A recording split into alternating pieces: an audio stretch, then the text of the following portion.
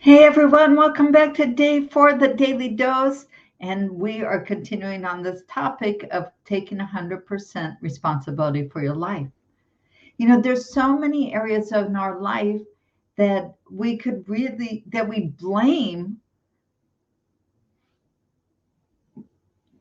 whatever for, whether we hate our job, right? We blame our boss for making us miserable, but yet we still stay at that job. Or we blame ourselves for being overweight, but we don't stop eating the junk food. Or we blame people in our lives for the way that they respond, but we're not looking at what we can do to change how we speak to them so we don't trigger people the same way. Because we know that if you keep doing what you've been doing until now, you're going to keep getting the exact same results. So if you want different results, now you're going to have to stop blaming the cycle and really analyze what it is that you're not happy with and make a decision to change that so you can get out of this blaming cycle or this unhappy cycle. You know, you can you're the one who chose to stay in your job if you're unhappy, or you're the one who chose to believe somebody, or you ignored your intuition. I know for me, especially when I was younger and still like trusting my intuition, there would be people that would come into my life and I would have this intuition like, danger, danger, real watchers, stay away from them. And yet I overrode that intuition and allowed them to come into my life only to get really hurt by that person or those people downstream, right? So we really need to start trusting our intuition and the people that come into our life, because you know what? We don't have to like everybody. We have to be respectful, but we don't have to like, and we don't have to allow people into our inner circles if it doesn't feel right. But if you hate your job, quit. Find something new that you love.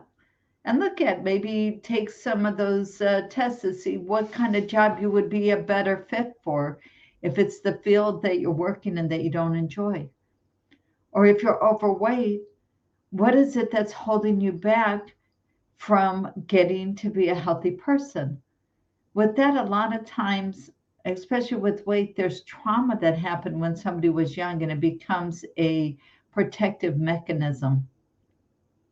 And that's why diets often fail, because they're not dealing with the emotional sides of why you put the weight on to begin with. I remember reading about the ACE study, which was Adverse Childhood Experiences. And this was a study that was done in the mid 80s with Kaiser Permanente, which is the largest HMO in the United States. And it's like on the West Coast, and the CDC. And it got started because they helped this woman lose over 100 pounds in the obesity clinic. And she was doing really, really great. And then in a 3-week period of time, she put on 30 pounds. And they didn't think this was humanly possible. So they went back and they asked her questions like, what happened? What changed? You were doing so good at keeping this weight off.